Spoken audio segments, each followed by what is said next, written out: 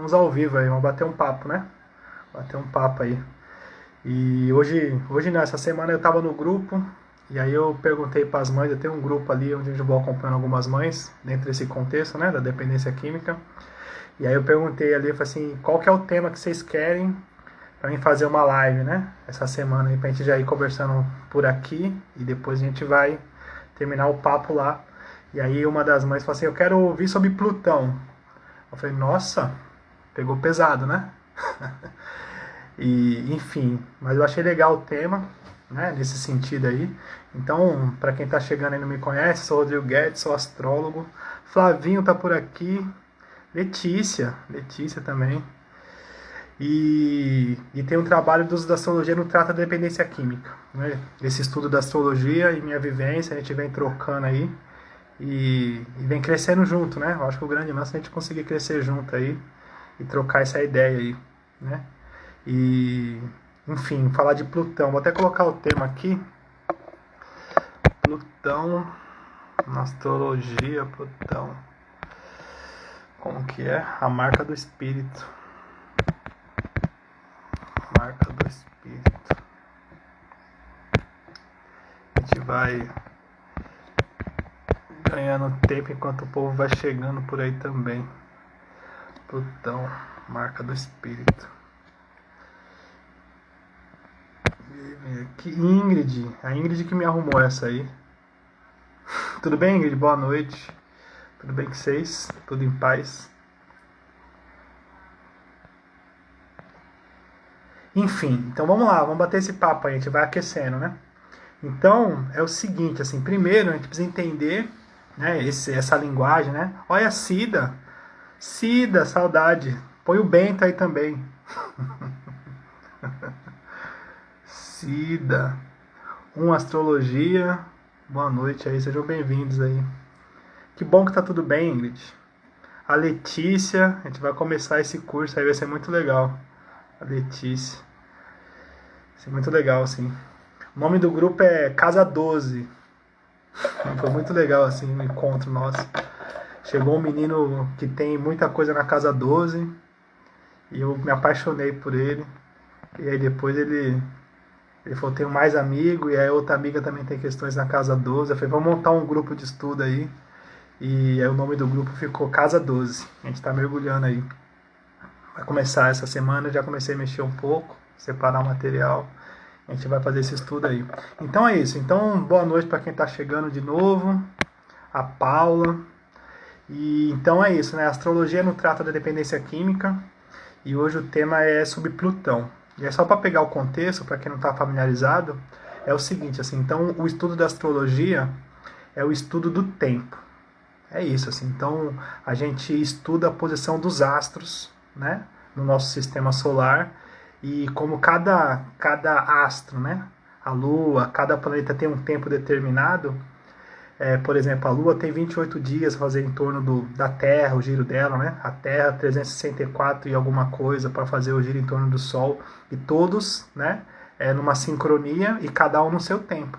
E aí, nesses estudos, nesses anos de estudos de astrologia, acho que 5.000 anos aí, o mais curioso é que nenhum deles perdeu o compasso nunca. E aí a linguagem da astrologia ela vai trazer para a gente uma referência desse olhar para o céu, né, para os planetas como ponteiros, né, cada um com a sua dignidade no sentido cada um representa a sua própria energia, né, aqui para a gente como significadores, né, desse conceito, desse arquétipo, né, e, e esse olhar do tempo, né, traz para a gente assim algumas compreensões, né, de aprendizado do que se está passando e cada um dentro do seu contexto. E aí hoje o tema, né, eu coloquei aqui, está fixado, o planeta Plutão. Na astrologia moderna, o Plutão é o último planeta do nosso sistema solar, ele é o planeta mais lento, né, então ele fica em cada signo por volta aí de 40 anos em cada signo. Então ele é um planeta que a gente chama de planeta geracional, porque ele move uma geração. Ele traz a transformação de uma geração. E aí o planeta Plutão ele simboliza a transformação, a intensidade o medo, o controle, a posse, toda essa coisa assim mais intensa. E aí eu coloquei o tema, né? Provoquei o tema assim, Plutão, a marca do espírito, né? E eu lembro que no meu primeiro dia de curso de astrologia, na Gaia, isso em 2015 e tal, o Robson Papaléu estava explicando ali o que era astrologia. E aí ele, entre os exemplos assim, entre algumas coisas que ele estava explicando, ele falou assim, a gente não é isso aqui, a gente é isso aqui que está aqui dentro, né? Fazendo uma referência assim que tinha algo a mais do que essa vivência nossa. E aquilo, eu não entendi muito bem o que ele quis dizer naquele dia, mas aquilo me chamou a atenção, ficou marcado, ficou registrado assim. Essa coisa assim da gente ser além do que a gente consegue perceber, a nossa matéria, né? Então, esse estudo da astrologia também traz esse olhar desse conceito que a gente é muito maior, né, do que essa vivência. E aí eu gosto de pensar sempre que essa vivência nossa aqui, essa nossa passagem, ela é um aprendizado, né? Então a gente passa por esse tempo, por essa matéria, para conseguir aperfeiçoar, crescer, melhorar, evoluir. Então é esse processo, né, de evolução aqui, né? Então, e aí, vê que engraçado, né? Eu tenho um grupo do WhatsApp, tem algumas mães que estão por ali, adictos também. Então, para alguns a linguagem da astrologia é muito longe, né? Estão dentro desse contexto de adicção, de codependência e tal. E aí a linguagem da astrologia é muito longe, então eu fico meio que tentando não ser tão intenso na linguagem para também não assustar, para não ser uma coisa assim muito maluca e tal, né? Eu vou devagarzinho introduzindo a linguagem e aí eu coloquei assim, se eu falar para vocês que a gente é muito mais do que essa matéria, do que essa vivência aqui, o que vocês acham? Aí uma mãe colocou assim, é claro, se não fosse assim não tinha sentido. Eu falei, olha, toma aí. E é nesse sentido, né, de ter essa maturidade de entender que isso aqui é um aprendizado. E aí eu conversei com um outro amigo e tal, e ele falou assim, a gente não nasceu direito. Então a gente passa por algumas questões para a gente conseguir se encontrar, se aperfeiçoar e todo esse processo. E aí ainda dentro desse tema, eu posso dizer para vocês assim que o Plutão, ele é significador da dependência química e da adicção. Da adicção e da codependência. Ele traz esse significado para toda essa vida que a gente está falando, né? Toda essa densidade. No sentido assim, se a gente for pensar no processo de crise, num processo de controle, num processo assim de não conseguir lidar com a situação, num processo de intensidade. Então, Plutão, ele vai falar assim da nossa transformação, da nossa evolução. E aí, para falar disso, eu posso pensar que é o seguinte, assim, então o processo final da dependência química, da adicção, ele é um processo assim de fundo de poço, de final do túnel, é uma coisa assim de miséria, né? A gente acaba chegando num processo miserável enquanto vivência, né? A gente chega ali num processo assim de não conseguir decidir a própria vida, né? Então, a posição de Plutão, a gente não olha no mapa astral o signo, quando a gente está falando de uma vivência pessoal, a gente olha as casas que Plutão está no mapa astral, para quem não está familiarizado, né? Porque no signo, como ele demora 40 anos, ele significa dentro de uma geração. E para cada vivência, ele vai estar ali tendo representação em cada casa. E aí, o que eu estou dizendo? Eu estou dizendo que a gente, naturalmente, a gente vai passar por algumas crises, algumas intensidades, algumas profundidades, para que a gente consiga encontrar, ou reencontrar, ou encontrar pela primeira vez, quem a gente é de verdade. Nesse sentido mais íntimo. E aí a gente pode pensar no olhar de espiritualidade. Então, é no sentido assim de que a pressão, a intensidade, ela empurra ou impulsiona a gente para a gente conseguir renascer, se transformar. Todo esse processo de transformação. E aí a gente precisa pensar que é o seguinte, assim, muitas das vezes na adicção eu posso falar com mais propriedade e na codependência também. Inclusive uma mãe hoje me mandou um áudio, né? Eu tava conversando com ela, trocando sobre outro assunto, e ela falou assim,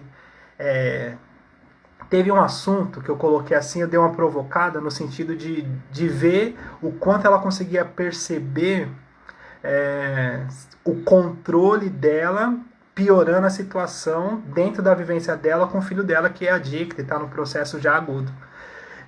Porque muitas das vezes a pessoa está tão concentrada na destruição, no caso no adicto e todo aquele processo, que ela não consegue perceber o quanto ela está sendo refém também do medo e de todo esse processo de controle e toda essa linguagem nossa, né? E aí ela mandou uma mensagem para mim assim, falou assim, nossa, eu sei, eu não tô conseguindo lidar com isso. Porque ele sai, eu ligo de 5 minutos e eu fico vendo as coisas dele. Ele chega, eu cheiro ele. A minha filha já falou que eu tô exagerando. E às vezes ele sai, ele não quer nem fazer nada, mas eu fico ligando. Isso eu não consigo dormir. Isso me aterroriza. A minha cabeça dói. Eu sinto frio. E aí ela mostra esse descontrole e essa necessidade de controlar, que já é esse processo agudo também. E se a gente for pensar no processo de adicção, já no estágio avançado, eu penso muito assim que essa necessidade de controlar a vida, sabe? De buscar uma sensação, de buscar uma brisa, né? Que é assim que fala, e de sair daqui. É como se a gente não conseguisse viver nem lidar com essa instabilidade, com essa incerteza, e a gente buscasse, no processo do uso, da dependência, um controle sobre a controle, né? Aquela coisa assim. E aí, o louco, eu até anotei algumas coisas aqui, tô até esquecendo. Aí tem uma frase que eu coloquei assim, que conforme a gente controla, quanto mais a gente controla, quanto mais a gente busca o controle, mais a gente se perde. Quanto mais a gente quer controlar, mais a vida escapa pelos dedos. E aí, dentro desse processo de codependência, parece que quanto mais a mãe quer controlar, mais escape, mais tem um efeito contrário. E no processo de adicção também, é muito nítido. Oi, Dulce, tudo bem? Eni também. Sejam bem-vindos aí.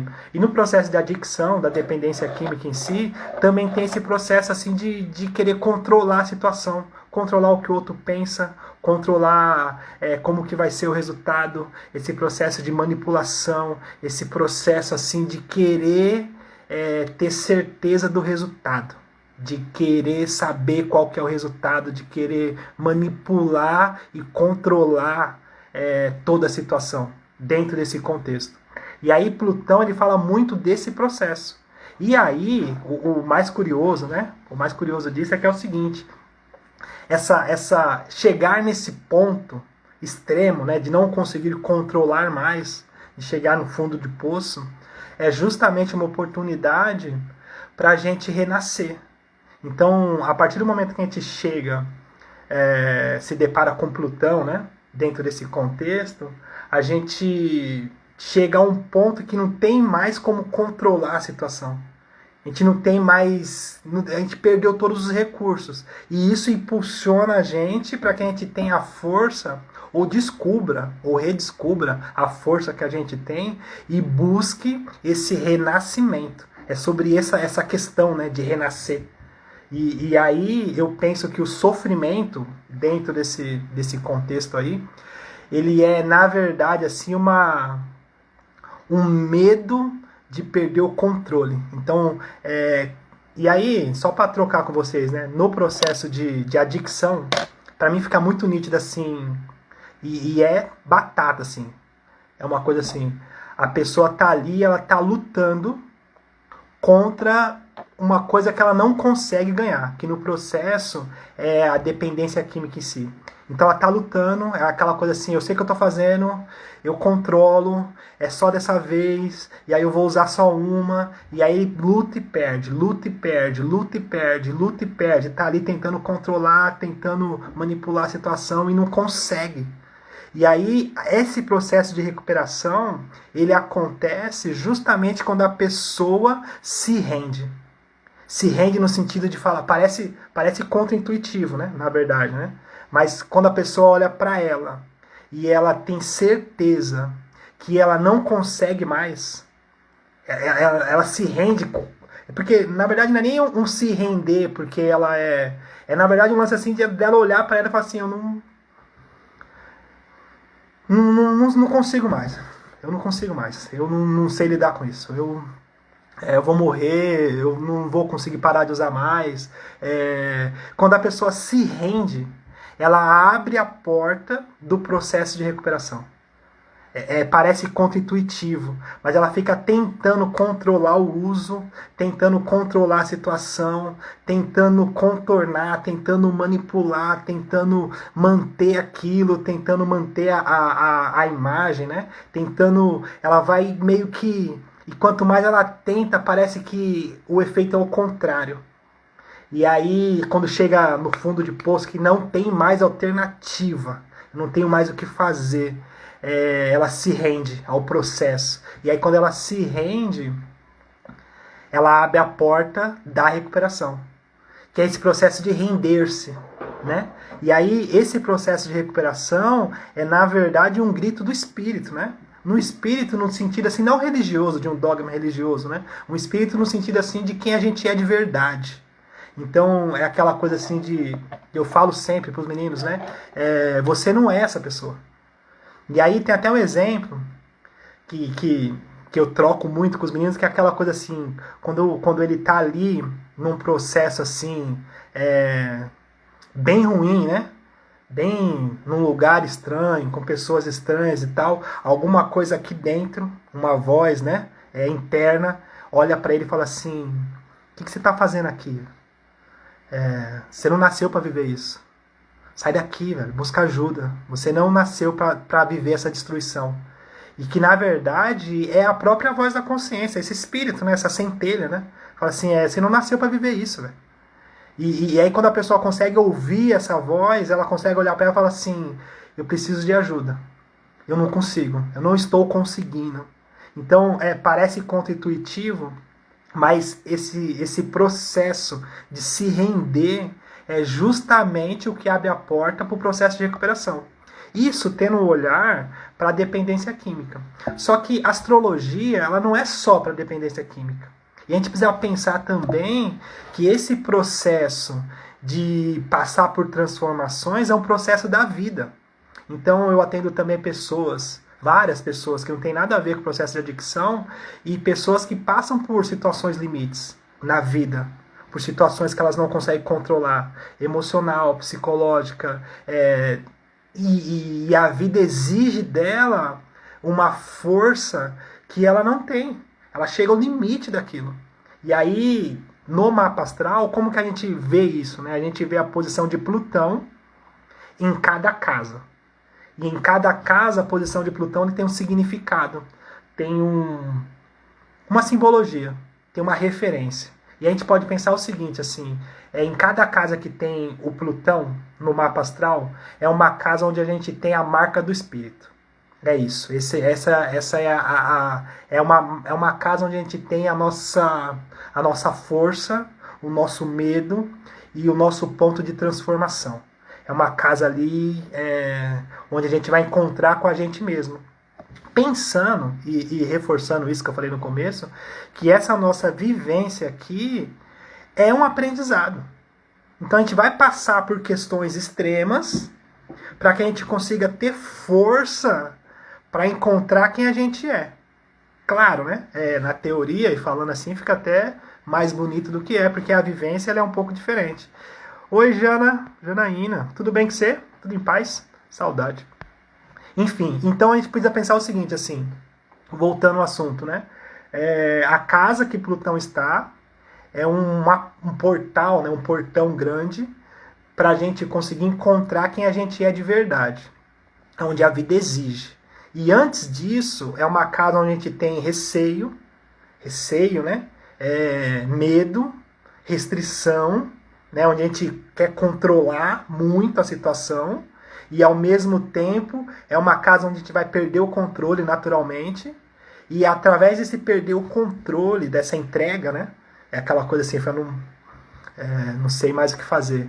E aí esse paradoxo da vida, que quando a gente consegue se render, parece que a gente vira a chave e se encontra. É um paradoxo, mas é assim que funciona. A vida exige essa transformação. E essa transformação, esse encontro, né, com o próprio espírito, é na verdade esse encontro com a força interior que a gente tem. Então, eu posso dizer o seguinte, assim, eu lembro que em 2019 eu estava num processo que tem também relação com o ego, né? A gente precisa pensar também que o ego está sempre envolvido. Tem relação com esse ego aí, porque o ego ele não quer perder o controle, né? Onde já se viu, eu tenho que conseguir, eu tenho que dar jeito. Então o ego, ele impede, né? Ou ele, não é que ele impede, na verdade tem um padrinho meu, um mestre meu, um dos, né? Tenho vários durante a vida, que ele fala que é o seguinte, assim, que o ego ele é um grande professor. O ego, né? Cada um de nós, né, temos um ego, e esse ego é o nosso maior professor dentro desse contexto, né? Da gente conseguir encontrar e entender o que é essa nossa espiritualidade. Entendendo que espiritualidade não é religiosidade. Espiritualidade é o que tem depois disso, né? É dentro desse processo. E aí, eu passei por uma situação em 2019, inclusive essa semana eu estava lembrando disso, né? Onde eu estava ali com uma sociedade, de uma empresa e tal, e por capricho eu fiz um contrato e comprei as partes dos meus 2 outros sócios, né? Por capricho, assim, não era uma questão financeira. Assim, eu não ia ter lucro, era mais por capricho, assim. Por exemplo, o que eu não ia ter lucro, que eu contratei um advogado para fazer a avaliação, e ele olhou e falou assim, velho, numa conta de padaria, isso aqui é prejuízo, isso aqui não vale o que você está querendo. Só que aí o que acontece? Como eu estava na frente, e era uma construção, para quem olha de fora, uma empresa, né? Tá tudo certo, aquela coisa, empresário, dono e tal. O ego fala assim, não, não tem como você vender e abrir mão. Isso aqui é a sua vida, é sua empresa, é o que você é. E você construiu, é sua história, né? Você trouxe até aqui. E aí eu tô ali tentando controlar e tentando fazer que aconteça. E aí falei com um, negociei com o outro, falei, não vai dar jeito. E aí o advogado falou assim, isso aqui não vai dar certo, né? Não tem esse valor, né? Nem se a gente pagar para alguém avaliar, não vai ter esse valor. E eu falei, não, vai ter que dar certo, vai ter. E tô ali lutando, controlando e manipulando a situação, manipulando assim, fazendo com que seja da forma que eu quero que seja, para que o resultado seja da forma que eu acho que tem que ser. O meu ego, né? Falei, tem que ser, que é isso, onde já se viu, né? E aí, engraçado que nessa época a pressão da vida estava tão grande dentro desse contexto, que foi a primeira vez que eu pedi para um outro profissional fazer meu mapa astral, que até então eu não tinha feito com ninguém, né? Sagitariano, autodidata de casa 10. Então, eu estudei e eu falei assim, eu não vou fazer meu mapa astral com ninguém, eu estou estudando, e não parei para fazer mesmo, mas nessa época eu senti a necessidade de fazer, né? Nessa época aí. E aí eu fiz com a Vanessa Guazelli. Eu tinha visto uma palestra dela, ela fala sobre Lilith. E ela é do Sul, mas ela tem uma carreira internacional. E quando eu vi a palestra dela, quando eu estava estudando, me apaixonei pela linguagem. Falei, nossa. E aí, passando por essa turbulência, eu lembrei dela. Falei assim, a Vanessa. Aí liguei para ela, falei assim, eu quero fazer meu mapa astral. Falei assim, vamos fazer.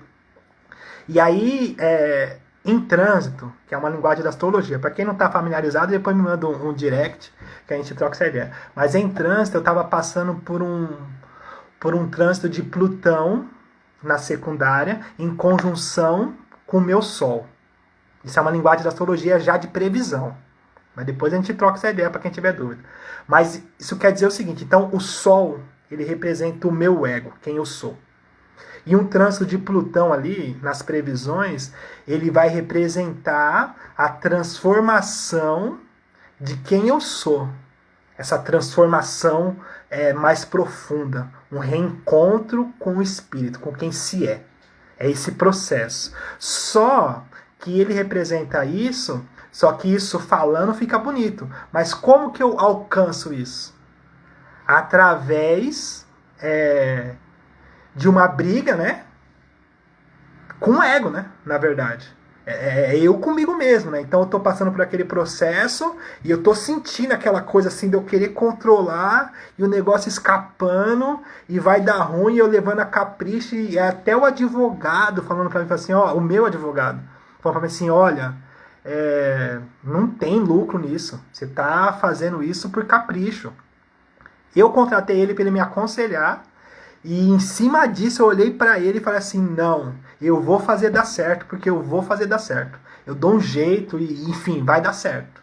E eu não estou dizendo que essa posição, né, de força, de vai dar certo, ela está errada. Eu estou dizendo que eu passei por um processo com trânsito de Plutão e que isso representa o meu renascimento. E aí o que eu estou falando para vocês é que todos nós, enquanto humanos, vamos passar por várias mortes na vida como uma oportunidade de sermos melhores.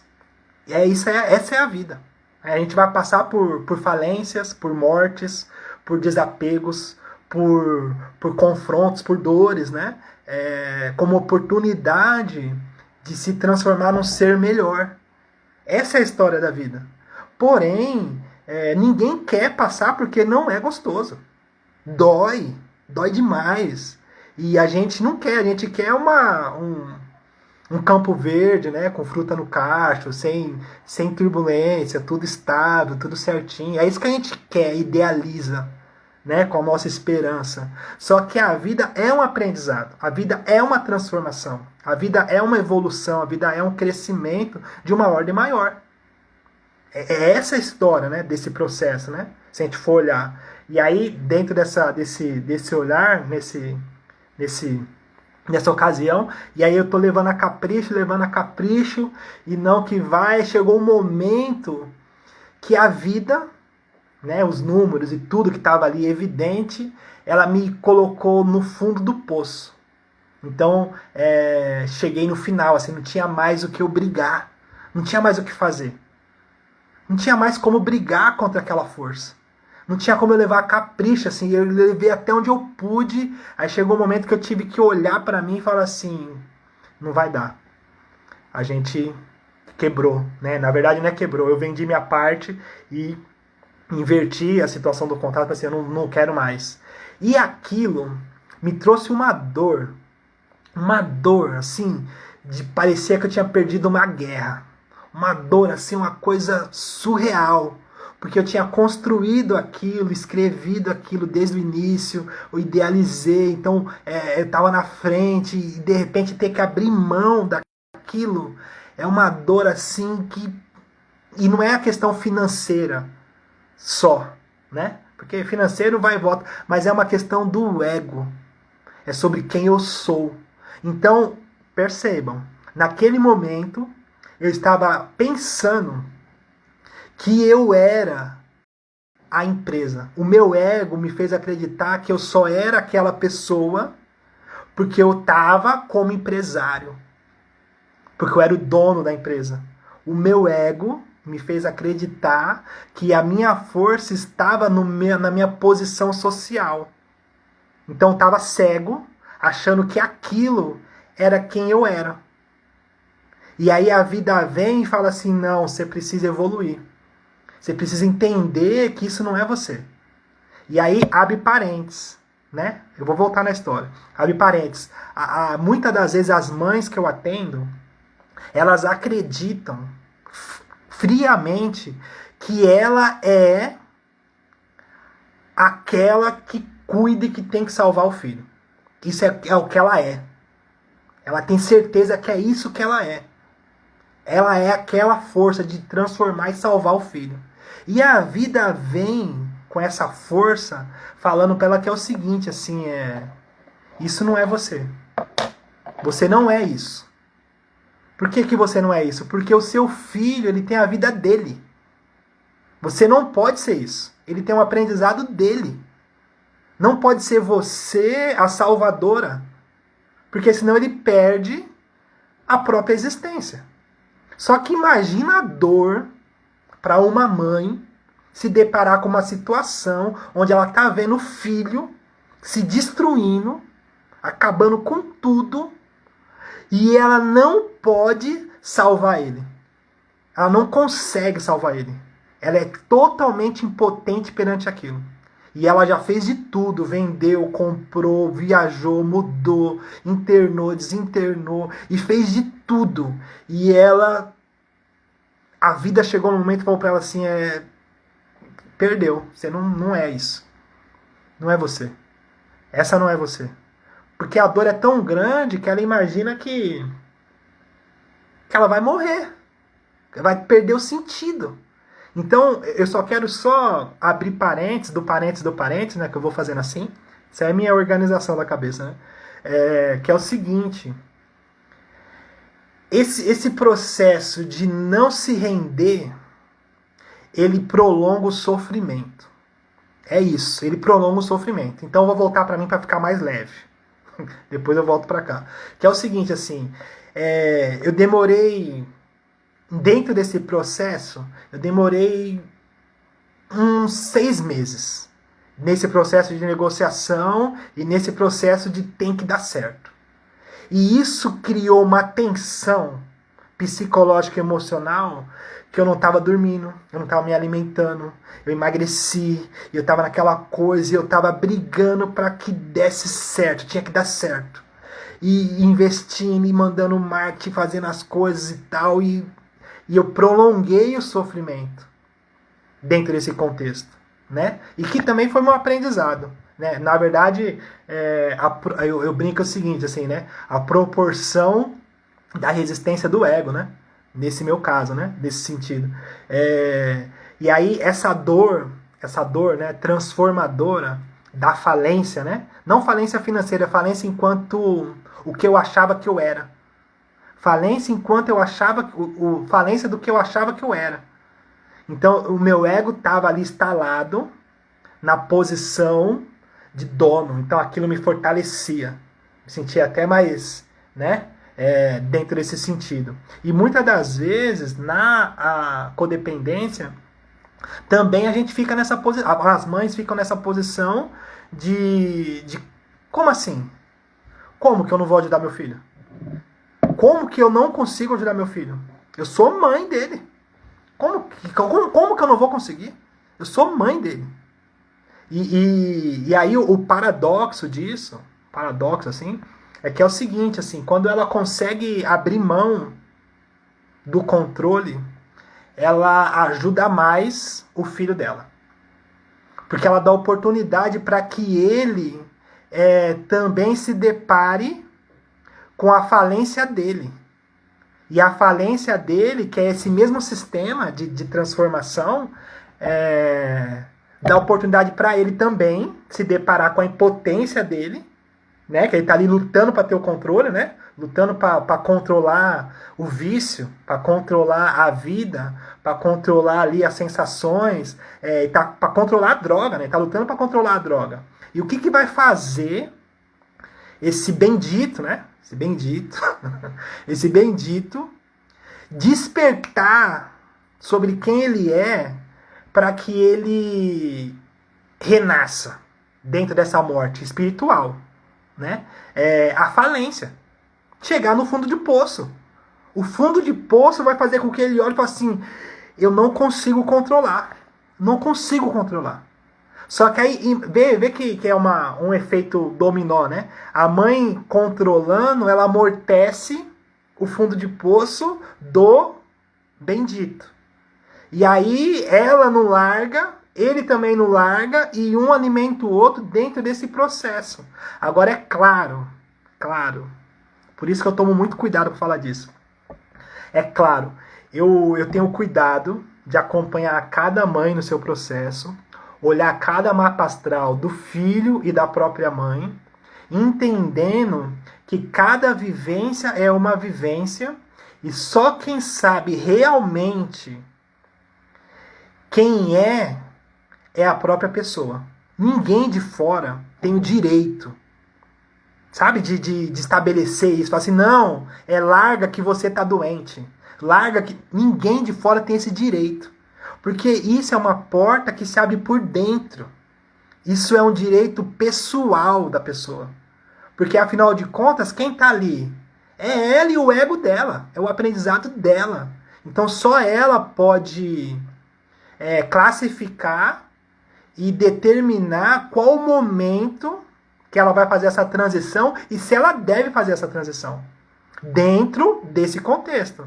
Porque tem mais pessoas envolvidas, tem vidas envolvidas e outras histórias envolvidas e tem riscos de vida também envolvido.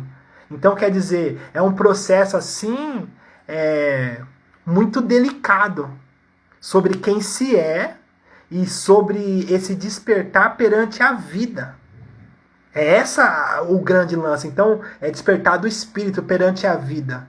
Então, eu tomo sempre cuidado e eu fico tentando aprender de verdade, assim. Eu pergunto para as mães, eu falo, tá, o que você acha? Como que é para você? O que você pensou disso? O que você pensou daquilo? E as histórias não são histórias tão bonitinhas, né? São histórias um pouquinho, né?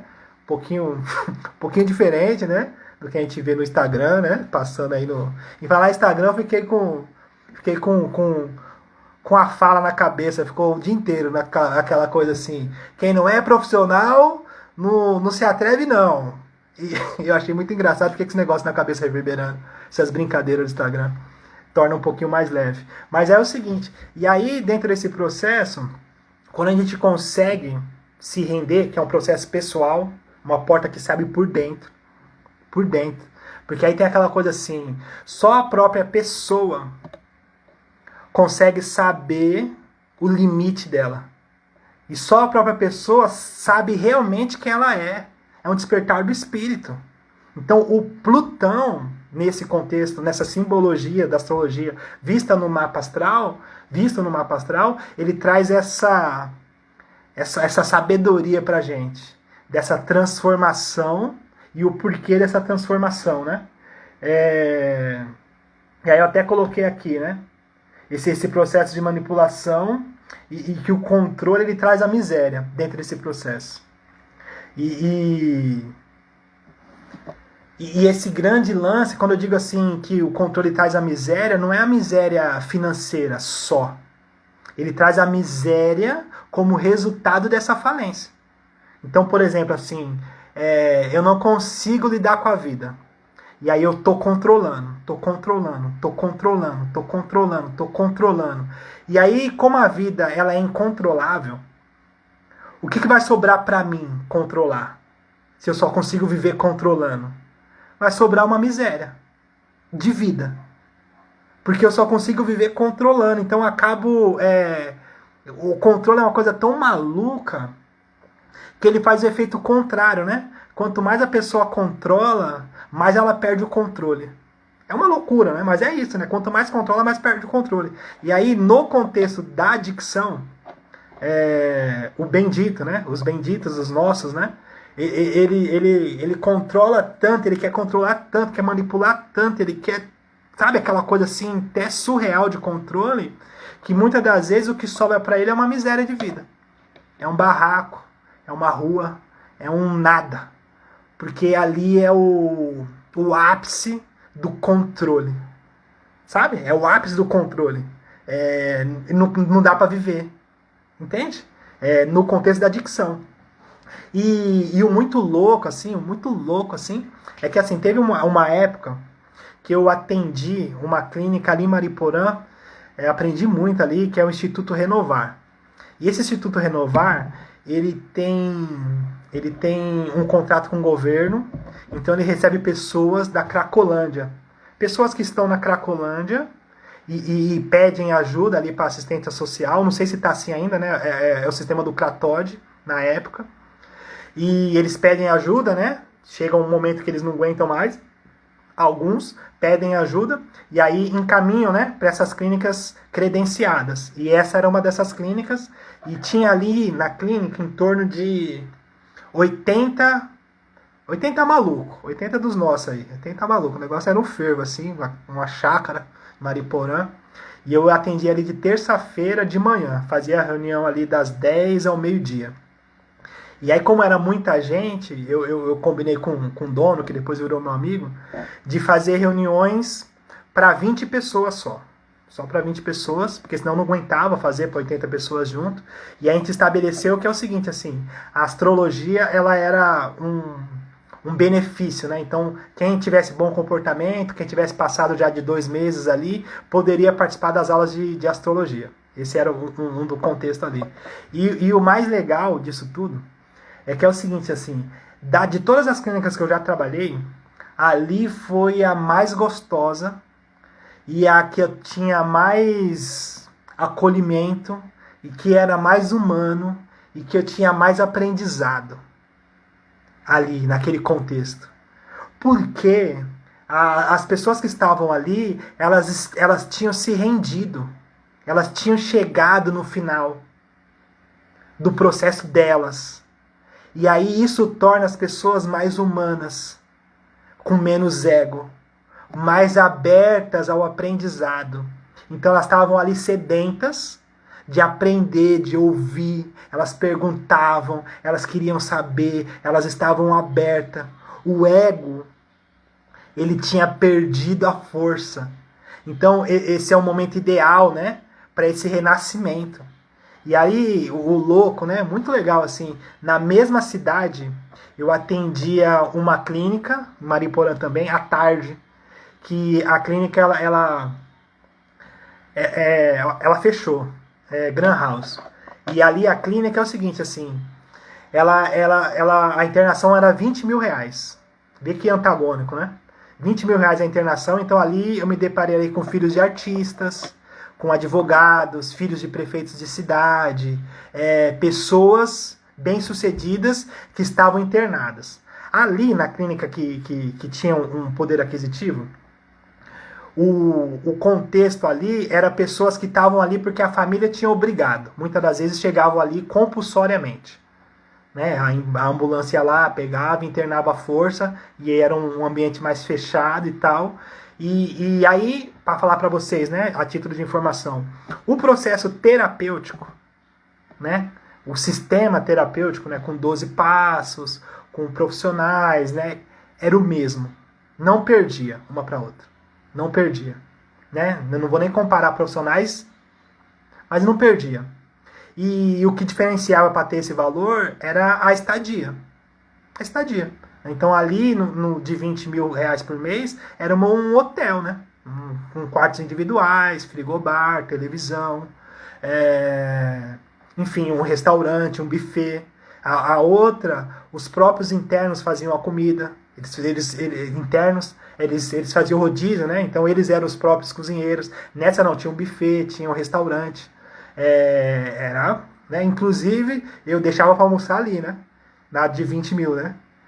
o Salu, que era dono da Renovar, ele falou assim: eu sei porque você não almoça aqui, viu? Eu sei porque ele conhecia também, né? A outra clínica e tal.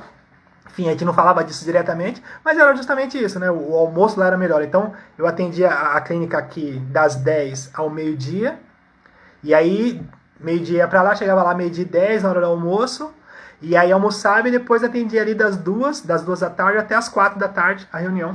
Mas não é nem esse o assunto. O grande lance é a questão do ego. Então aqui na clínica de 20 mil, onde as pessoas, né, tinham poder aquisitivo, e não por isso, mas o estado emocional, ideológico perante ao contexto que a gente estava vivendo ali, era um estado assim de resistência. Eu tinha que passar o tempo convencendo as pessoas que ela tinha um problema. E ela passava o tempo argumentando por que ela não tinha um problema. Ela estava ali se apegando em tudo que ela podia e não podia para me provar que ela não tinha um problema, que ela estava ali enganada. Ela não tinha um problema, foi só uma fase, foi um lapso, foi um deslize. Eu tenho meu escritório, eu tenho minha coisa, eu tenho meu Ares, eu tenho não sei quem, minha mãe me colocou aqui porque ela não sei o quê. Então, a resistência ao processo, não o processo meu, o processo delas, prolongava o sofrimento, né? Porque ela estava ali, estava internada, né? De qualquer forma estava internada, e prolongava o sofrimento porque muito provavelmente o índice de recaída era muito maior dentro desse contexto. Porque tinha a resistência do ego. Então, quer dizer, ainda não chegou no fundo de poço. Ainda não entendeu a própria história, né? Porque é esse processo, né? Que é uma porta que se abre por dentro. E, por sua vez, na outra clínica, onde as pessoas vinham direto da Cracolândia, era uma clínica aberta, só tava ali quem queria, ou quem precisava e quem queria, óbvio, né? E a abertura para trocar, para falar sobre vida, sobre existência, sobre aprendizado, sobre questões emocionais, sobre o que é aquilo que estava vivendo, sobre aprofundar o papo, era muito maior, né? E aí o que eu quero chamar a atenção é sobre esse processo, né? De que pode parecer contra-intuitivo, porque a cabeça, né? A cabeça, no caso da codependência, né? A cabeça joga informação que é o seguinte, assim, não dá pra largar. Se largar, vai morrer. Se largar, se não for eu, o ego, né? Se não for eu, se não é eu na vida, nossa, não tem mais ninguém que dá conta. E aí, muitas das vezes, são meias verdades, né? São meias verdades dentro desse contexto. E na adicção a mesma coisa, e na vivência a mesma coisa. É isso que a gente precisa pensar, né? Isso não é exclusivo. É que o meu trabalho, né, eu foquei na dependência química, na codependência, só que eu sou astrólogo, eu falo de vida. Né? Eu interpreto essa linguagem para trazer um caminho, né, de vivência para as pessoas. Né? É esse o contexto, não é só para adicção nem para codependência. É que eu escolhi esse processo por identificação e também pelo meu processo, né, que eu passei. Então, para mim fica mais fácil esse processo. Né? Então, eu até brinco com os meninos e tal, eu falo assim, só quem teve lá sabe o cheiro que tem lá, né? O cheiro de morte que tem, né? Quem passou por esse fundo de poço sabe o cheiro de morte que tem. A minha mãe, ela é evangélica até hoje, e eu lembro que de vez em quando ia um povo em casa fazer oração e tal, essas coisas, e aí era impressionante, sempre tinha um recado pra mim, quando eu via eu já queria correr, né? Já vem recado e tal. E eu não lembro muito bem do recado, mas eu lembro que uma vez me falaram de um vale da sombra da morte, né? A última vez que vai te livrar e tal, aquela coisa bem evangélica, né? E aquilo ficou marcado na minha cabeça, assim. Aí eu sempre brinco com os meninos, que eu falo assim, eu sei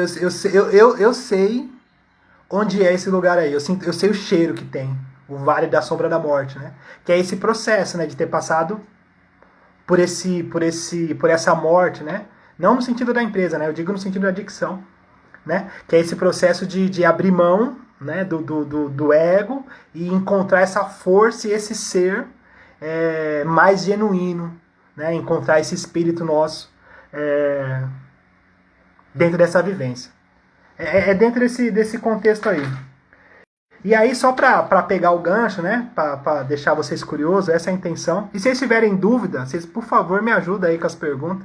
Mas aí a gente pode pensar o seguinte, rapidinho. Só para ver o que vocês pensam disso. A gente pode pensar, falar para vocês mais ou menos como que é Plutão em cada casa. E aí tentar passar pelas 12 casas. Eu vou dar uma simplificada, porque eu já falei bastante. Só para a gente pegar uns ganchozinhos. Então, para quem não está familiarizado, o mapa astral ele tem 12 casas. Então, ele divide uma existência em 12 áreas. O mapa astral, a astrologia, ela divide uma existência da vida em 12 áreas. 12 casas, né? Então, cada casa representa uma área da vida. É como se uma existência fosse cortada, né, em 12 fatias. Então, cada posicionamento de Plutão ali, ele tem um significado. E aí, para quem não sabe o próprio mapa astral e quem tem curiosidade, manda para mim um direct que eu dou um jeito de achar esse mapa astral e a gente bate esse papo aí. Tá bom? Importante. Mas é o seguinte, então vamos lá. Plutão na casa 1, a pessoa tem medo de não ser o suficiente, medo de que as pessoas não reconheçam ela, e aí ela tem essa tendência, né, de controlar com muita força, com muita incisão, para que as pessoas não passem ela para trás, sabe? Assim, ela tem a sensação interna de que as pessoas não reconhecem ela e que as pessoas estão fazendo pouco, né, da imagem dela, então ela tem a tendência em querer forçar esse processo, né, no sentido do ego, para que isso não aconteça. Mas isso é uma dinâmica interna. Então, o resultado são pessoas muito firmes, muito autoritárias, muito diretas, tem uma força na impressão, né, no ascendente, aquela coisa assim. Então, quando você vê a pessoa com muita ênfase, né, aquelas pessoas mais incisivas. Plutão na casa 1, né, essa incisão, né? E aí, naturalmente, né, a vida, em algum momento, ela vai indicar ou vai pedir para que essa pessoa abra a mão, né, da importância da imagem, né? A vida vai mostrar esse paradoxo, né? E aí essa briga, né, assim, de o quanto ela consegue segurar e o quanto ela consegue abrir mão para ela reconhecer realmente quem ela é de verdade, além da imagem das pessoas. É uma história nesse sentido, né? Enfim. E aí, a casa 2, a pessoa tem um lance assim de esse mesmo medo, esse mesmo controle com relação à segurança e muitas vezes ao dinheiro, né? Então tem ali um pulso firme, uma determinação e um controle relacionado às finanças, o dinheiro e a própria segurança. E aí é a mesma coisa, né? O quanto, né, que ela vai conseguir segurar, né, aquela sustentação e aí aquela briga, né, de não perder o controle ali. Tem essa coisa assim de até uma certa ganância, a gente pode pensar, que na verdade é o medo, né? O medo de que falte, o medo de que não tenha amanhã e tal, né? Que a casa 2 tem a ver com os valores e tal, nesse sentido. E aí a casa 3, Plutão ali na casa 3, ele tem a ver com um lance da pessoa ter esse medo, esse receio com a ideologia dela. Como se ela tivesse a sensação de que as pessoas não acham ela inteligente o suficiente, como se a ideia dela não fosse. Então ela tem esse lance assim de ser muito intransigente. Então quando põe uma ideia, que é aquela coisa assim, não, tem que ser assim, e é isso, e aquelas pessoas têm dificuldade de mudar de ideia, mudar de concepção. A força da ideia é muito, né? Então, naturalmente, o ego ali, né, vai segurar isso, e aí a vida vai trazer para ela esse paradoxo, né, do quanto ela consegue abrir mão, né, e ter silêncio, né. Eu acho que o silêncio é o maior desafio ali da casa 3 e tal. Enfim, dentro desse contexto. Na casa 4, tem uma questão familiar, é um pouquinho mais densa, né, a casa 4, assim. Então, a gente precisa pensar também que quando o Plutão tá na casa 1, casa 4, casa 7 e casa 10, ele tem uma força maior na expressão da pessoa, que são casas angulares, que a gente fala, né? Então, dependendo até do grau que tá, se tiver bem angular ali a casa, fica mais forte esse processo, dentro desse contexto aí. Mas, enfim.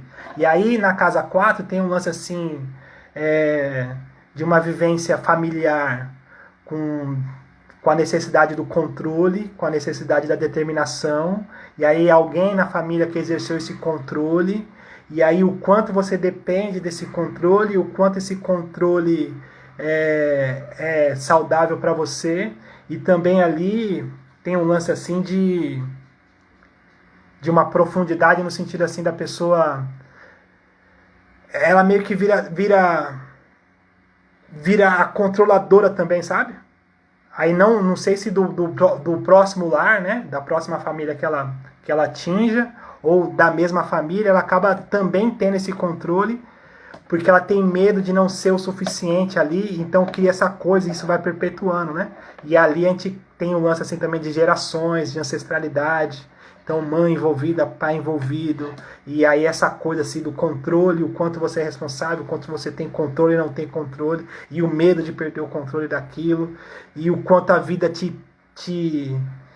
exige, né, da questão familiar, e tem esse paradoxo ali envolvido na casa 4. Precisa também ver os aspectos, né? E todo o resto da vivência. Mas Plutão ali é um Plutão forte e tal, né? E aí depois na casa 5 tem a ver com o lance... a Vida Sem Droga entrou, Débora. Tá no finalzinho aí, mas sejam bem-vindos. Eu tô falando de Plutão, a marca do espírito, e tô aqui fazendo um lance assim, fazendo um paralelo de Plutão nas casas astrológicas e tal. Perfeito. A Jana, né? É verdade, né, Jana? Mas enfim, aí na casa 5 tem um lance assim da pessoa ter muito controle. Não é controle, é medo. Medo de que... Ali tem a ver com o lance do hobby, né? Do próprio... A casa também tem a ver com ego, né? Com quem eu sou, né? Então a pessoa ali com o Plutão na casa 5, ela tem medo de não conseguir ser ela mesma, sabe? É como se tivesse um trauma na vida, onde de alguma forma ela foi impedida de exercer a sua vontade. Tem um processo ali também, pode ter um lance de abuso, né? De abuso não só sexual, né? Um abuso emocional, psicológico, né? A pessoa tem um lance assim de alguma forma, um trauma e um medo de não ter podido exercer quem ela é de verdade. E aí hoje ela tem essa força, né? Essa determinação assim de que eu não abro mão de mim mesmo. Sabe aquela coisa, aquela pessoa que tem essa coisa aguerrida, né? Eu não abro mão de mim. É isso e pronto, acabou. Então aí o rebote disso, né?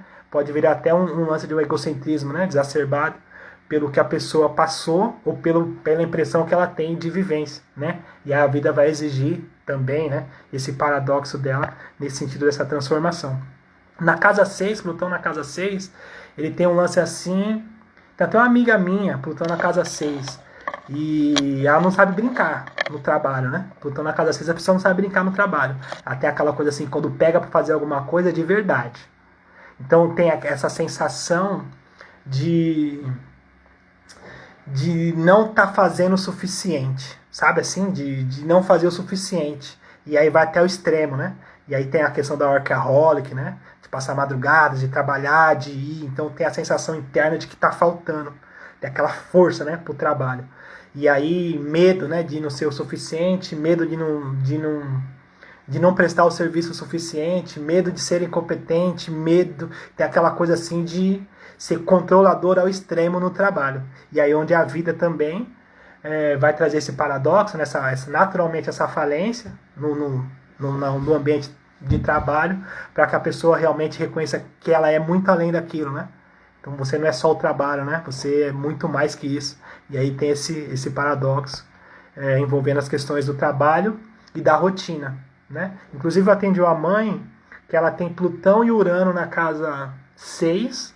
Tô atendendo, né? Faço esse acompanhamento com ela. E aí eu falei desse processo, né? De trabalho, de tal, esse processo. Ela falou assim, ela tá aposentada hoje, mas ela falou assim, é isso mesmo. Eu sou assim mesmo. Eu não te falei, mas eu sou advogada e eu tenho uma carreira e eu fui chefe, eu fui líder, eu tive empresa, e ela tem esse lance na vida, né? Daquelas mulheres guerreiras mesmo, assim, que faz as coisas acontecerem, esse aspecto, né? E aí, vê que engraçado, né? O filho dela, adicto, e ele é todo água. Ela é toda terra, né? Capricorniana e tal, toda a terra, mais voltada para as questões materiais e práticas. E o filho dela tem um ascendente em peixes, é canceriano, e é todo mais sensível, menos voltado para as questões materiais. E aí imagina que a vida está trazendo para ela um paradoxo dentro dessa vivência, aonde ela, através do filho dela, está vivenciando o lance dela perder o poder de estabelecer o resultado. Porque ela queria, a falência dela, né? Ela queria muito que o filho dela fosse o empresário, o boss, né? O sucessor dela, né? Já que ela foi mãe solteira, né? Ela falou assim, não, eu vou criar um homem. Se o meu marido não for um homem, eu vou criar um homem, com essa determinação, com essa força de Plutão ali. E aí ela se deparou com um menino com signo de água, com a vida mais voltada para as questões emocionais, mais sensível, mais intuitivo. E aí esse embate deles, né? Então a droga, na verdade, ela é só a cereja do bolo, né? Mas esse embate deles.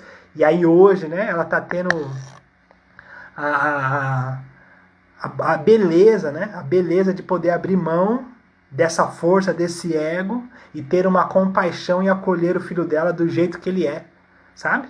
E aí tem outras coisas também, né? Ela tá passando por um trânsito ali, ela tem peixes na casa 12, tem Saturno ali. E aí, enfim, mas é lindo esse processo dela, né? Dentro desse contexto de vida, né? Muito legal. Então, Plutão na casa 6 tem essa força aí. E aí, Plutão na casa 7, vamos colocar assim desse sentido, na casa 7, é muito relacionado à questão do relacionamento em si, né? Do relacionar-se. E aí pode ter um lance da. Ó, o Pereta. Fala, Pereta, tudo bem?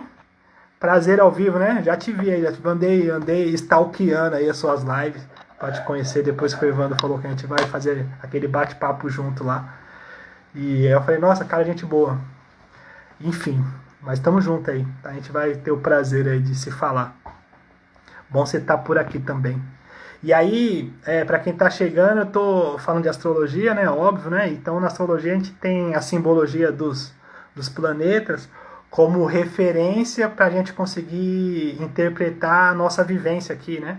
Acho que é muito esse processo, né? Então, é muita questão dos mitos, né? Dos arquétipos, então a gente traz os planetas, né?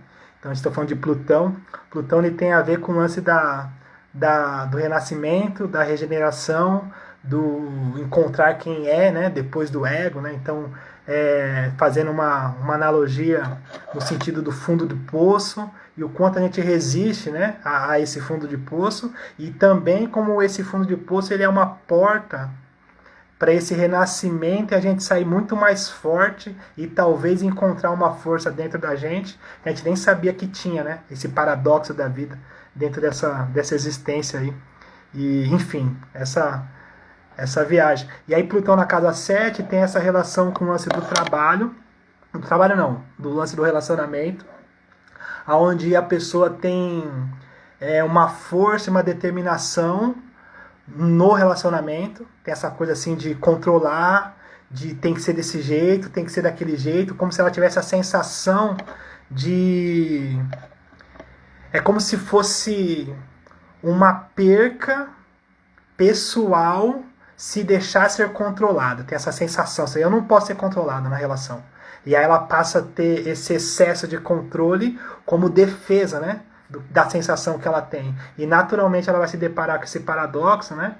Dessa falência dentro desse contexto. Não que ela vá separar, enfim, mas vai ter esse conflito, né?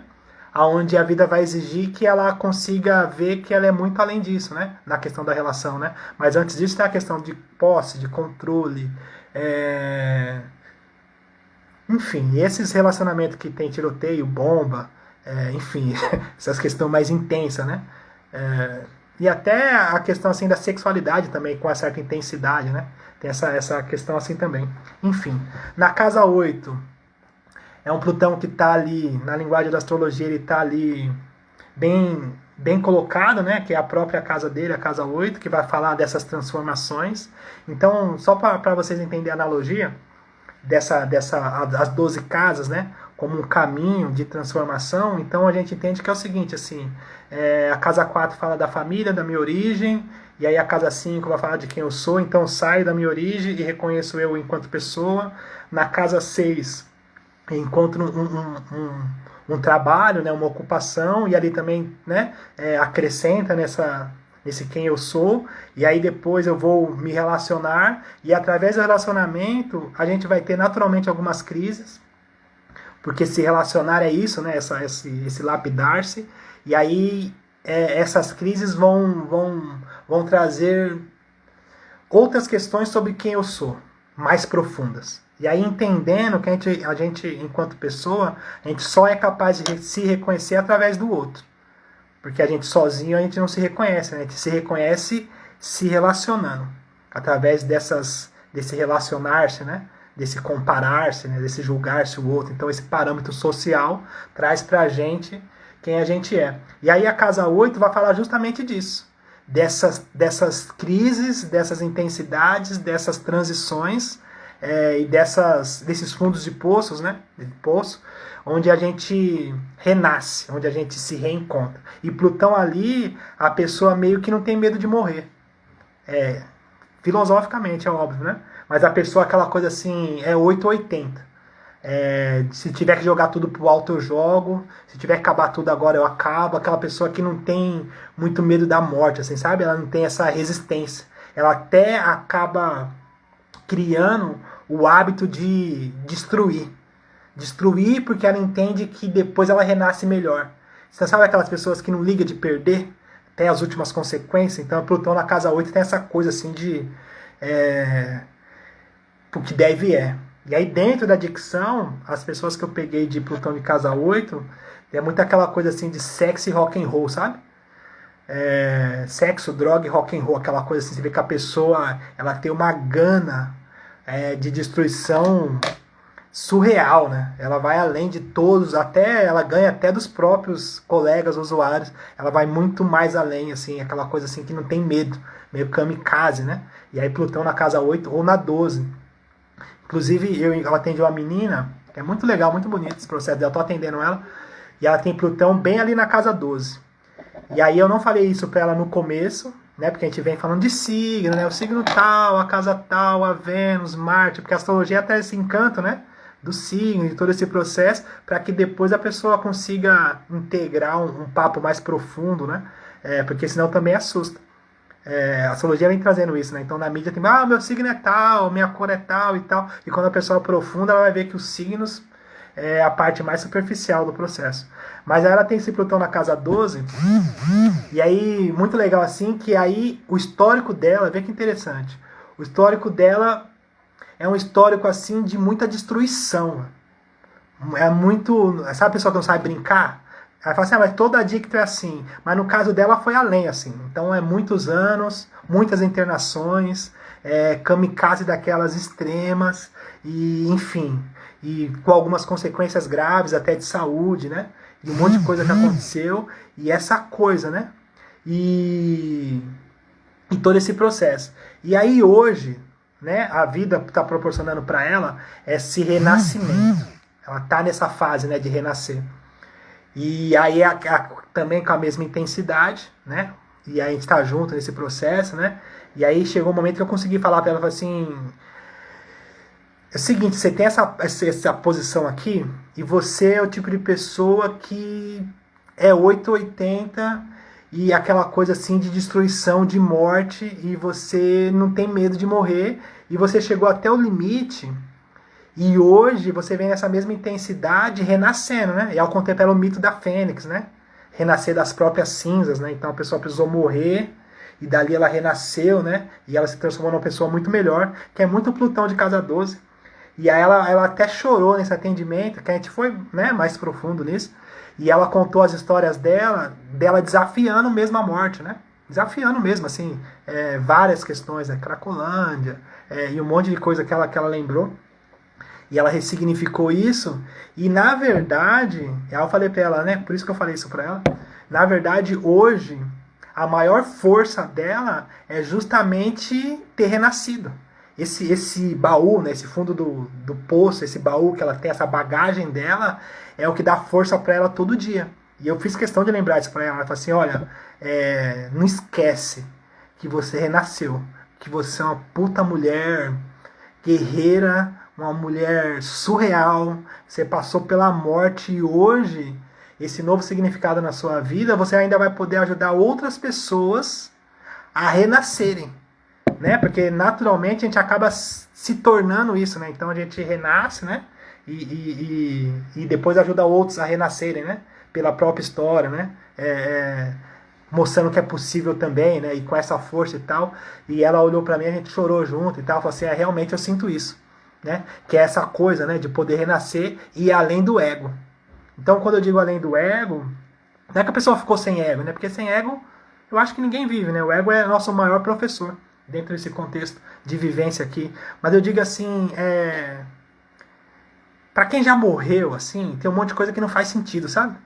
Por isso a dificuldade do adicto em recuperação, ele se adequar à nossa sociedade, que naturalmente é uma sociedade superficial. Então, por exemplo, assim, dinheiro é legal, conforto é legal, mulher é importante, carro é importante, um monte de coisa que é importante. Porém, para quem já passou pelo vale da sombra da morte, essas coisas são importantes, mas não são essenciais, porque a gente sabe que quando estava lá, nenhuma dessas coisas conseguiu fazer a gente renascer. O que conseguiu fazer a gente renascer é essa porta que se abre por dentro, né? É esse encontrar desse espírito, né? Essa força, né? Dessa determinação de falar assim, tá, respirar fundo e falar assim, tá, o que eu tenho que fazer? Dentro desse contexto aí. Enfim, essas filosofias aí da vida. Mas enfim, para não perder a linha de raciocínio, eu estava falando de Plutão nas casas, então eu falei da casa 7, casa 8, casa 9. Tem a ver com filosofia e busca por estudo, então a pessoa tem um lance assim de uma sensação de não saber o suficiente, de buscar, de estudar, de aprofundar, de ir além dos dogmas, das religiões, que ela tem essa sensação de que está faltando alguma coisa e uma certa até desconfiança por dogma, por religião. A pessoa tem dificuldade de se permitir a ser conduzida, né? Meio que tem uma desconfiança, assim. Então tem esse processo de busca, até por isso, né? Desconfiança religiosa e tal, dentro desse contexto. Na casa 10, como eu falei para vocês, Érica, esse coraçãozinho quer dizer que tá certo, que é isso mesmo? Depois me fala. Me fala aí pra me saber. Deixa pra água. Mas enfim, me fala se esse coraçãozinho quer dizer que é isso mesmo. Se identificou. E se alguém não se identificou, por favor, me fala. E se alguém não sabe, me fala também, a gente vai trocando. Acho que a troca também é legal. Mas é o seguinte, na casa 10, a casa 10 tem a ver com status social. Então, uma casa angular, que nem eu falei para vocês. E o grande lance da casa 10 é que é o seguinte, assim, tem uma desconfiança das pessoas. Difícil de acreditar, de confiar. Tem um lance, assim, de uma certa... as pessoas que eu atendi com Plutão na casa 10, claro, vou dar um exemplo exagero, né? Mas tem um lance assim de mania de perseguição, de achar que as pessoas... É como se ela tivesse um desafio pessoal. Eu vou trocar, não é mania de perseguição, não. A pessoa ela tem uma sensação de que a vida e a relação com as pessoas é um desafio pessoal. Ela leva desse jeito, como se fosse um confronto sempre. E ela está exercendo essa força, essa intensidade, porque ela sente assim. Então, ela com as pessoas, essa coisa assim, de não confiar muito, de não se permitir, de não gostar muito, de essa coisa assim, né? A relação com as pessoas é mais truncada. Então, ela demora mais para confiar, para se permitir ao relacionar-se, né? Dentro desse contexto. A casa 11 tem a ver com grupos e com associações, e tem essa mesma dinâmica. Então a pessoa tem dificuldade com o coletivo, com grupos, com associações, em se identificar, porque ela tem ali, né, esse processo, essa aversão, ou ela é muito líder também dentro desse processo social, né? E aí a gente vai pensar também que a gente tem esse processo de necessidade de pertencer, né? O senso de pertencimento, né? Isso é muito humano, né? Pertencer a um grupo, pertencer a uma coletividade, uma associação que seja. A gente tem essa necessidade, né? Humana. E aí Plutão na casa ali, a pessoa ou ela exerce esse papel de liderança de algum tipo de coletivo, né? Ou de luta humanitária. E... né? Aquela coisa do racismo, né? Do feminismo. Então, nada contra nenhuma dessas, tá? É só dizendo que a pessoa que tem Plutão ali na casa 11, ela naturalmente ela tem essa tendência em ter essa dignidade e ter essa força de pegar uma causa e ter esse senso do ego ali voltada para ela, tem essa pré-determinação, muitas das vezes, né? Ou uma aversão ou um trauma por ter vivido alguma coisa ali, é onde o ego vai pegar para ela encontrar esse ser quem ela é, né? Esse ser, né? Que ela é, dentro desse contexto aí, ali na casa 11. Acho que é isso. E depois a Érica escreveu assim, live excelente, brigadão. Tamo junto, tamo junto, tamo junto. Muito legal. Dividir é um presente, né? Enfim. E aí na casa 12 eu já falei, a casa 12 tem a ver com lance já mais espiritual, né? Aí a casa 12 é uma casa de karma, de término, de dharma também. Então ali a casa 12 tem uma força de transformação do outro também. Tem até uma menina que eu acompanho faz tempo. Faz tempo que a gente tá junto aí. E ela tem um Plutão ali na casa 12 e ela trabalha na área da dependência química. E ela não tem um viés espiritual ligado a isso direto. Ela não tem. Porém, a gente vai pensar nisso, né? Que naturalmente pessoas que lidam com instituições, com muitos contextos emocionais, com dilemas emocionais de outras pessoas, que lidam com esse campo, né? Mais subjetivo, né? Da subjetividade humana, da espiritualidade, né? Da profundidade, dessa questão mais... Não à toa que na lei antimanicômio, não sei falar o termo, antimanicômio, é muito por isso, né, que teve aquela moça que fizeram o filme dela, onde ela pegou lá no hospício, no manicômio, e ela começou a tratar as pessoas dando quadro para as pessoas desenharem, né? E aí saiu ali uma obra de arte. Inclusive eu fui numa exposição no MASP quando teve, desses quadros. E eram muito expressivos, né? Nesse sentido, né? Então a loucura ela tá ali, né? Muito próxima disso que a gente chama de subjetividade e o que a gente chama também de espiritualidade, dentro desse contexto, né? Entre ser esse pelo olhar da astrologia, né? Claro, né? Se a gente for olhar no olhar psiquiátrico, isso vai ser chamado de esquizofrenia. Mas, enfim, de qualquer forma, uma abertura. E pessoas que trabalham com esse fator humano têm uma certa sensibilidade, né? Dentro desse contexto. Então a gente vê isso muito na casa 12. E aí ela tem essa força, assim, dentro desse contexto. E aí a força dela é demonstrada assim no sentido assim de conseguir tocar e trazer para a pessoa a profundidade emocional, né, de transformação, e a percepção que ela tem de trazer isso, né, essa força de transformar o outro, né, através da subjetividade. Nise da Silveira, é isso mesmo. Foi essa que foi a Glória Pires, né, que fez o papel dela no cinema. Eu achei muito legal assim esse contexto, essa história. Enfim, então a casa 12 vai falar disso. Então Plutão na casa 12 tem essa questão que eu falei da menina, de excessos, de kamikaze, de não ter medo da morte, até por essa abertura espiritual. E ainda falando desse lance do espiritual, tem esse paradoxo, né? O quanto eu passei, né? O quanto eu beiro a loucura, né? Tem todo esse contexto também de subjetividade da casa 12 e também de ajudar os outros, né? Enquanto o ego, né? Se esconde ali naquela coisa do herói, né? O quanto eu posso ajudar o outro e tal.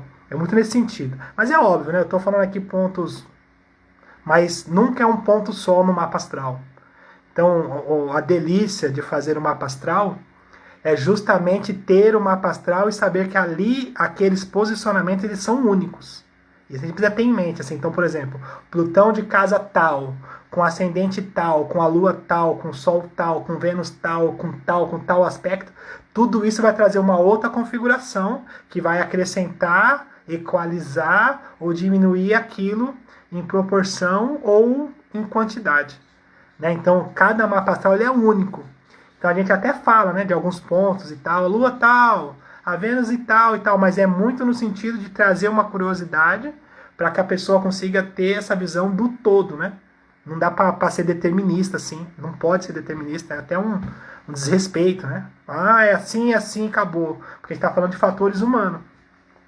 E aí, falando disso, tem até um professor, o Oscar Quiroga, eu fiz uma live com ele, ele trouxe um deixo assim que eu falei, nossa, que ele falou assim, a gente não é só o mapa astral, a gente tem algo além disso, né? Como quem diz assim, ninguém veio para cá com uma folha em branco. Se a gente tem um espírito, e esse mapa astral ele é calculado da hora do nascimento, né, a hora local de nascimento, então esse espírito ele vai muito além do tempo, né? O espírito é atemporal, né? E aí ter esse olhar acrescenta isso aí nesse sentido. Oi, Su! Chegou no finalzinho. Su, a Miriam. Povo aí que a gente tá junto. É bom estar com vocês, é bom ouvir vocês também. E aí, se tiver alguma dúvida, vocês me falam. Se eu não responder agora, eu respondo depois. Mas eu acho que é isso aí, eu acho que eu alcancei. Existe algo em aspecto característico de adictos? Não. De adictos, não. Isso é uma pergunta muito recorrente, né? Se existe em mapas de adictos uma coisa assim que determina que o cara é adicto ou não, né? E eu posso afirmar que não existe, não. Cada história é uma história, cada mapa é único, assim, não existe. E olha que eu já atendi muito e tem até uma pastinha ali, uma caixinha com.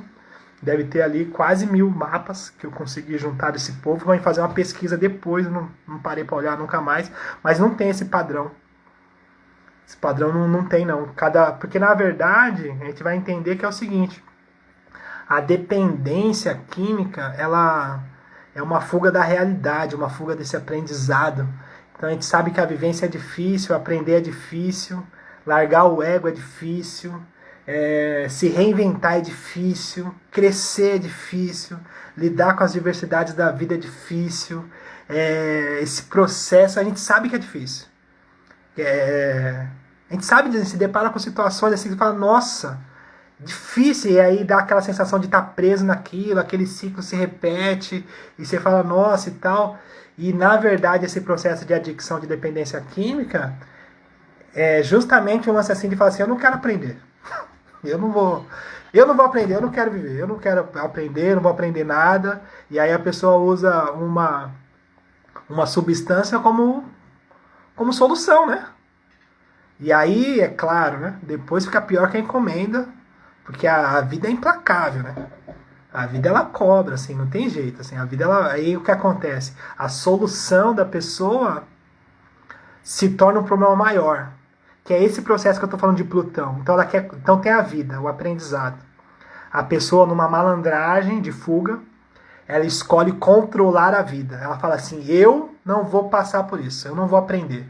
Eu vou curtir, eu vou gozar a vida, eu vou curtir a vida. Eu vou viver bem, eu não quero sentir mal, eu não quero ter frustração, eu não quero me responsabilizar, eu não quero passar por isso.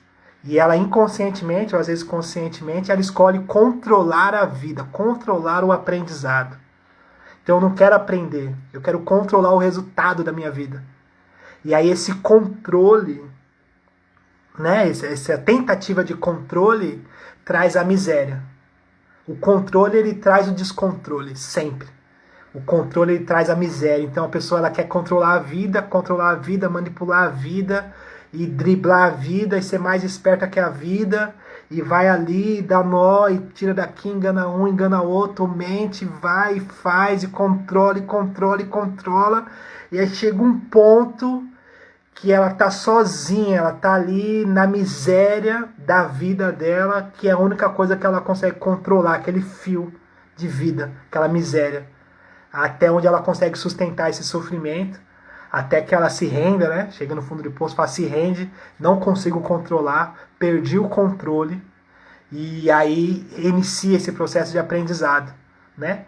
E aí, na codependência também, eu acho que passa um pouco perto disso, né? Nesse sentido assim, a mãe ela vai ali, quer controlar, aquela coisa, como que eu não vou ajudar, como que eu não vou ajudar, como que eu não vou ajudar, como que eu não vou salvar meu filho, é meu filho, é meu filho, é meu filho, e vai, até que chega um ponto que ela tem que largar o controle, assim, ela não consegue. Porque não dá, né? Aí ela fica. Ela quer controlar tanto, que ela também fica numa vida miserável. Não miserável de dinheiro, né? Às vezes também. Mas miserável assim, ela não tem vida mais. Ela encurtou, acabou, ficou miserável. É só ela e a doença do doente. Fica ali, né? É aquela coisa pequena. Até que a vida, né, exige, obriga que ela fala assim, eu não dou conta. Eu não vou. Com muita dor, né? Muita dor, óbvio, né? Uma dor surreal. Que de mãe eu nem imagino o que é essa dor. Eu tento imaginar com todas essas mães que eu venho atendendo, com vocês, aprender, mas eu não imagino, assim, não imagino. Eu acho que é surreal. Por isso que às vezes eu até fico ofendido Quando a mãe fala, que eu sou com aquela estabelecida, né? Eu sou doente, né? Que eu sou doente, é minha doença, né? Vem com muita culpa, assim, nesse sentido. Porque eu acho que é difícil, né? É uma vivência, assim, eu acho que é uma vivência difícil. Eu acho que esse paradoxo da vida, trazer para uma mãe um filho nessa condição, esse aprendizado para a vida, da vida para a mãe, eu acho que é uma coisa assim surreal, assim. Surreal, assim. Eu acho que é. Porque pra mãe é foda, assim, não tem outra palavra, né? Tem que ser um palavrão, né? Pra mãe é foda, né? Porque imagina, né? Um amor de mãe, né? Porque eu tava até estudando esses lances de espiritualidade que eu estudo, e aí o dirigente ali que tava junto comigo ali, ele falou assim: o amor mais próximo que a gente pode pensar do amor de Deus aqui, que a gente tem como palpável, é o amor de mãe. Sabe? Ele falou assim, e ele falou com aquele entusiasmo, né? Aquela coisa assim. E eu ouvi ele falando, aquele negócio ficou reverberando assim, e aí automaticamente me remeteu, né? A vocês, né? As mães que eu acompanho e tal. E aí eu fico imaginando assim, como que é, né?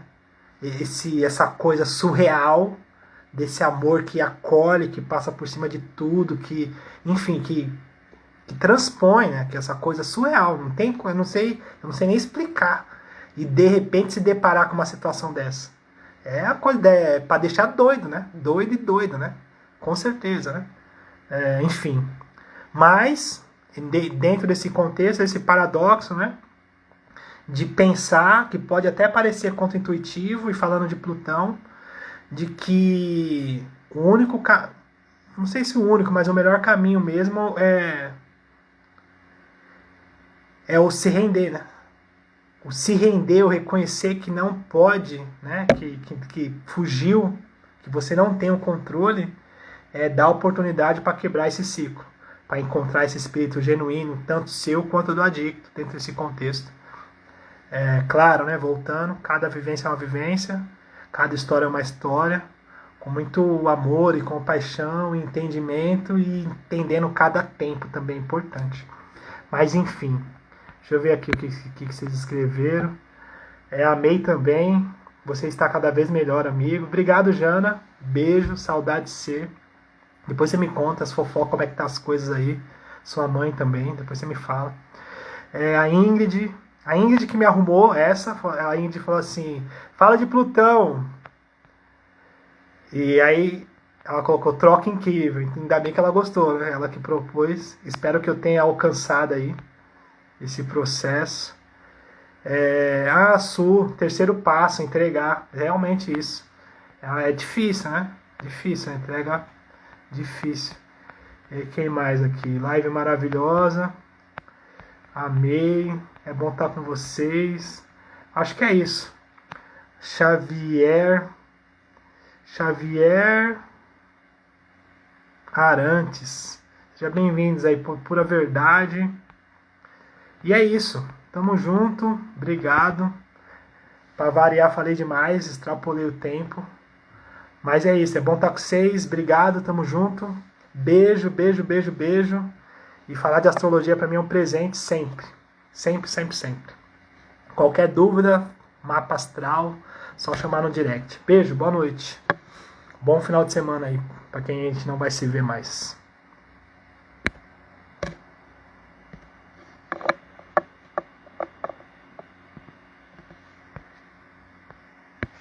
Vai ficar gravado, viu, Su? Vai ficar gravado.